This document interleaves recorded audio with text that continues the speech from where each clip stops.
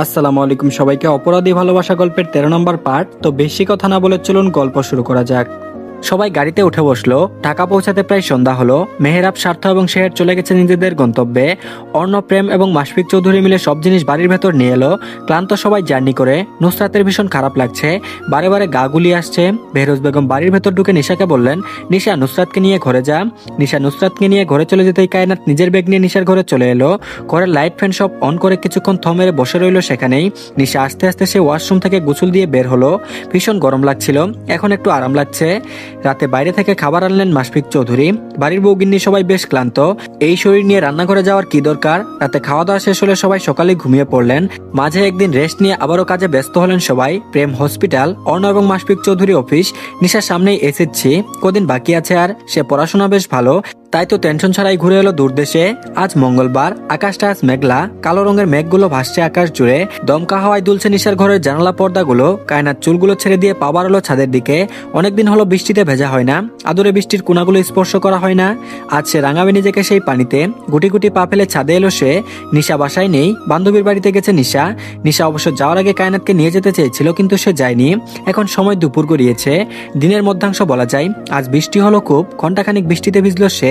ঘন্টা সময় নিয়ে বৃষ্টিতে ভেজার পর তার মনে হয়েছে বেশি ভিজলে ঠান্ডা লাগবে, তাই মন না চাইলেও সে ছাদ থেকে নেমে এলো। ঘরে এসে জামা কাপড় বদলে ঘর থেকে বেরিয়ে সিঁড়ি টপকে নিচে নেমে এলো।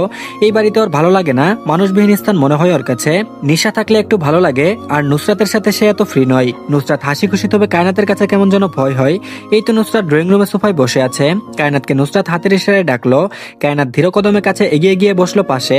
নুসরাত চোখ ছোট ছোট করে বলল, আমার সাথে কথা বলো না কেন তুমি? কায়নাত মিনমিন করে বলল, সত্যি কথা বলবো নাকি মিথ্যে? নুসরাত খিলখিল করে হেসে উঠলো, তারপর বলল, তুমি তো খুব দুষ্টু। আচ্ছা সত্যি কথাটাই বলো। কায়নাত বলল, তোমাকে কেমন যেন রাগি রাগি মনে হয়, তাই তোমার কাছে আসি না। নুসরাত এবার শব্দ করে হেসে উঠলো, তারপর বলল, আমাকে তোমার কাছে রাগি মনে হয়? কায়নাত বলল, খুব। কায়নাত বলল, তুমি জানো আমি সারাদিন কি পরিমাণ কথা বলি? তুমি তো নতুন তাই জানো না। আমার শরীরটাও আজকাল ভালো থাকে না, তাই মুড সুইং হয়, বুঝলে বোকা মেয়ে। কায়নাত গাল ভরে হাসলো। খুব অল্প সময়ে সহজ হয়ে গেল নুসরাতের সাথেও। ও নুসরাতের পেটের দিকে তাকিয়ে বলল, তোমার পেট বড় হবে কবে? নুসরাত বলল, পেট বড় হতে এখনো অনেক সময় লাগবে। কায়নাত মাথা দুলিয়ে চুপ করে বসলো, তারপর বলল, একটা কথা জিজ্ঞেস করি আপু? নুসরাত বলল, করো। কায়নাত বলল, তোমার ভাইকে আবার বলে দিও না কেমন? নুসরাত বলল, বলবো না। কায়নাত বলল, আচ্ছা তোমার ভাই কি সবসময় এমন মুখটা পেঁচার মতো করে রাখে? হাসতে জানে না নাকি? এই কয়েকদিন একবার ওই লোককে আমি হাসতে দেখিনি জানো, সবসময় শুধু বকতেই থাকে। নুসরাত হো হো করে হেসে উঠলো, হাসতে হাসতে বলল, ভাইয়া ছোটবেলা থেকে এমন গম্ভীর জানো? আমরাই তো ভাইয়াকে হাসতে দেখি না, তুমি কি করে দেখবে? সবসময় সিরিয়াস মুড ভঙ্গি করে রাখে সে। কায়নাত বলল, এই এমন কেন লোকটা? তুমি জানো আমার মাঝে মধ্যে মনে হয় ওনার গাল টেনে জোর করে হাসাই। এত সুন্দর একটা ছেলে কেমন বাদরের মতো মুখ করে রাখে। নুসরাত চোখ বড় বড় করে তাকালো। কায়নাতের মুখ চেপে ধরে বলল, তোমার মতো বউ থাকতে আর আলাদা করে শত্রুর দরকার হবে না। আশেপাশে তাকিয়ে দেখো কেউ আছে নাকি, দেখলে তোমার খবর আছে। কায়নাত ভীতু চোখে চারপাশে তাকিয়ে দেখে নিল কেউ আছে নাকি। আপাতত কাউকে চোখে পড়লো না। নুসরাত বলল, ভাইয়া এমনই, একটু মানিয়ে নেওয়ার চেষ্টা করো, দেখবে সহজ হয়ে যাবে। কায়নাত বলল, মানিয়ে নিতে আমার বয়েই গেছে। তোমার ভাই যেমন জল্লাদের মতো করে আমার মতো নিষ্পাপক বাচ্চা মেয়ের সাথে। নুসরাত বলল, তুমি বাচ্চা? কায়নাত বলল, অবশ্যই বাচ্চা। তোমার ভাইয়ের থেকে গুনে গুনে 15 বছরের ছোট আমি। নুসরাত ঠোঁট উল্টালো, আপেল মুখে দিয়ে বলল, ঠিক সেই হিসেবে তুমি বাচ্চা। কায়নাত বলল, যাই হোক নিশা আপু কবে আসবে? নুসরাত বলল, ও বাড়িতে নেই। কায়নাত বলল, না নেই তো। কেন তুমি জানো না? নুসরাত বলল, না তো। তারপর কিছুক্ষণ চুপ রইল ওরা। নুসরাত কি যেন বলতে চাইছে কায়নাতকে। বেহরোজ বেগম নুসরাতকে বলেছেন কথাটা যেন ও কায়নাতকে জিজ্ঞেস করে। শাশুড়ি হয়ে তো আর এসব জিজ্ঞেস করা যায় না। নুসরাত হঠাৎ করে বলল, একটা কথা জিজ্ঞেস করি তোমাকে? কায়নাত বলল, হ্যাঁ করো। নুসরাত বলল, ভাইয়া আর তোমার মধ্যে কি সব ঠিক হয়ে গেছে? না মানে খুলনা তোমরা একসাথে ছিলে, আবার এখানে এসে আলাদা থাকছো কেন? কায়নাতের শ্বাস আটকে এলো। সবাই এটা কেন ভাবছে? ওই লোকের সাথে তার কিছুই হয়নি, এটা কি করে বোঝাবে সবাইকে? সে কিছুটা বিব্রত গলায় বলল, আমাদের মধ্যে তেমন কিছুই হয়নি যেমনটা আপনারা ভাবছেন। নুসরাতের মুখে রক্ত জমাট বাঁধলো লজ্জায়। বড় ভাইয়ের বউয়ের সাথে এসব নিয়ে কথা বলা আসলেই লজ্জার ব্যাপার। তারপর আবার নিশাকে নিয়ে কথা বললো ওরা। কায়নাত বলল, নিশা তার বান্ধবীর বাড়িতে গেছে। কে বলবে কদিন পরে এই মেয়ের পরীক্ষা, ঠিক মতো না পড়লে পাশ করবে কি করে? শুধু একবার ফেল করুক, দেখবে মজা। বিকেলটুকু নুসরাত আর কায়নাতের গল্প করতে করতেই কেটে গেল। সন্ধ্যায় নামাজ পড়ে একটু ঘরের মধ্যেই পায়চারি করলো। ভালো লাগছে না একা একা? ভীষণ বিরক্ত লাগে এই বাড়িতে। না ফোন আছে, না পড়াশোনা, আর না মন খুলে কথা বলার মতো একটা মানুষ। জামাইটাও হয়েছে ভারী বজ্জাত। আর এদিকে অর্ণর অফিস রুমে বসে আছে স্বার্থ আর মেহরাব, মুখখানা সবার গম্ভীর। স্বার্থ একটু পরপর টুকটাক কথা বলছে, তবে অর্ণ একদম নিশ্চুপ। স্বার্থ আহাজারি করে হঠাৎই বলে উঠল, কি দিন এলো রে মেহু, আমাদের থেকেও ছোট ছোট ল্যাংটা পোলাপান বিয়ে শাদী করে ফেলেছে নাকের ডোগার সামনে দিয়ে। মেহরাব ফোন ঘাটতে ঘাটতে বলল, ওদের শখ হয়েছে তাই করেছে, তোরে তো বিয়ে করার ইচ্ছা থাকলে ল্যাংটা হয়ে বসে থাক, আমি তোর জন্য বউ খুঁজে এনে দিচ্ছি। ইজ্জতের ফালুদা বানিয়ে দিচ্ছে মেহরাব। স্বার্থ সিসি ক্যামেরার দিকে তাকিয়ে অর্ণকে বলল, একটু আগে যে কথাগুলো হয়েছে ওগুলো একটু দয়া করে ডিলিট দিয়ে দিস শোনা পাখি। মেহরাব স্বার্থর কথা রেখে অর্ণকে বলল, যাবি বিয়েতে? তোর পুরো ফ্যামিলিকে ইনভাইট করেছে। অর্ণ কিছুক্ষণ চুপ থেকে বলল, শিওর না। মেহরাব বলল, তোর বউ যাবে? অর্ণ বলল, ওর নাম ধরে ডাকবি, বেহুদা বউ বউ ডেকে আমার মাথা খারাপ করবি না। স্বার্থ হু করে হেসে উঠল, অভিনয় করে বলল, যেভাবেই বিয়ে হোক ও আমার, শুধু একান্তই আমার। যতদিন না ডিভোর্স হচ্ছে ততদিন ও মিসেস অর্ণ চৌধুরী। বলে আবারও হাসতে শুরু করলো, বলল, শালা বাটপারি করিস আমাদের সাথে, তলে তলে বউকে নিয়ে বাসর করো, এদিকে আমার কাছে বলো এই বিয়ে আমি মানি না। অর্ণ চোখ গরম করে তাকালো।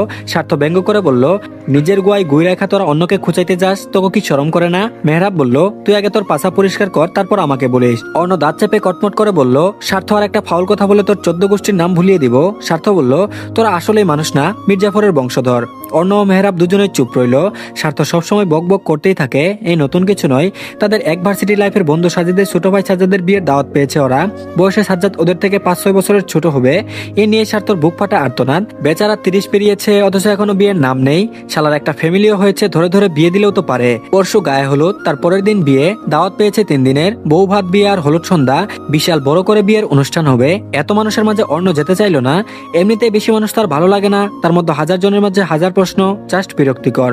কিছু করার নেই, যে ফ্যামিলি আর বন্ধু পেয়েছে এরা দরকার হলে হাত পা বেঁধে নিয়ে যাবে। রাত 10টার দিকে অর্ণ বাড়ি ফিরলো বাবার সাথে। ক্লান্ত শরীর নিয়ে সিঁড়ি বেয়ে উঠলো না আর। সোফায় বসে কুটটা পাশে রেখে শার্টের উপরে 3টা বোতাম খুলে দিল। কার পেছনের দিকে হেলিয়ে দিতেই চোখ বুজে এলো। মাশফিক চৌধুরী দুতলায় যেতে যেতে বললেন, টায়ার্ড অনেক, ঘরে গিয়ে ফ্রেশ হও, ভালো লাগবে। অর্ণ তবুও উঠলো না। কাজের এত চাপ, মাথাটা ভীষণ ব্যথা করছে। কায়নাত রান্নাঘরে এসেছিল ঠান্ডা পানি নিতে। অর্ণকে এভাবে সোফায় বসে থাকতে দেখে তার খারাপ লাগলো। গুটি গুটি পায়ে এগিয়ে এলো তার নিকট। দেখলো লোকটার শার্টের উপরে 3টা বোতাম খোলা। আকর্ষণীয় পুরুষালী বুকটা উকি দিয়ে তাকিয়ে দেখছে। সে দৃষ্টি ফিরিয়ে শুকনো ঢুক গিলল। কাছে এসে মিষ্টি স্বরে বলল, শুনছেন? অর্ণ চোখ তুলে তাকালো। দেখলো কায়নাত ডেপ ডেপ করে তাকিয়ে আছে তার দিকে। সে ভ্রু নাচালো। কায়নাত আশকারা পেতেই বলল, আপনার কি খারাপ লাগছে? ঠান্ডা শরবত বানিয়ে দিব? অর্ণ বলল, শরবতের সাথে তোমাকে চুবিয়ে খেতে পারলে আমার ভালো লাগবে। তোমাকে খেতে দিবে তুমি? কায়নাত হতভম্ব এহেন প্রস্তাবে। সে চোখ বড় বড় করে বলল, কি? অর্ণ বলল, কানে শুনতে পাও না? অর্ণ উঠে দাঁড়ালো। কায়নাত ভয়ে 2 পা পিছিয়ে গেল। অর্ণ উঠে সিঁড়ির দিকে হাঁটা ধরলো। এই ইডিয়েটের সাথে কথা বলে শুধু শুধু মন খারাপ হবে। হন হন করে 3 তলায় চলে গেল। কায়নাত মনে মনে চৌধুরী বাড়ির গোষ্ঠী উদ্ধার করলো। কপালে এমন একটা বজ্জাতের হাত দিয়ে কিনা জুটলো। সে কত ভোলাভালা শান্ত একটা বাচ্চা মেয়ে, আর তার কপালে জুটেছে ভয়ঙ্কর সুন্দর এক পুরুষ। তবে লোকটা মোটেও সুবিধার নয়। পরের দিন ভোর সকালে নামাজ পড়ে কায়নাত ছাদে এলো। কাল বৃষ্টি হয়ে আজ ছাদে পানি জমে আছে কিছু কিছু জায়গায়। ছাদটা সাদা টাইলস দিয়ে তৈরি, পুরো ছাদ খালি, একটা ফুলের গাছও নেই। হতাশার নিঃশ্বাস ফেললো সে। আজ অর্ণ কিংবা প্রেম কেউ ছাদে আসেনি, হয়তো পানি তাই। কায়নাত বেশ কিছুক্ষণ হাঁটাহাঁটি করলো একা একাই। মন চাইছে এক ছোটে খুলনায় যেতে। নিধি, সোহা, দাদি, দাদা সবাই সেখানে আছে। আচ্ছা, সুরঞ্জনা আর মুনিয়া কি ঢাকায় চলে এসেছে?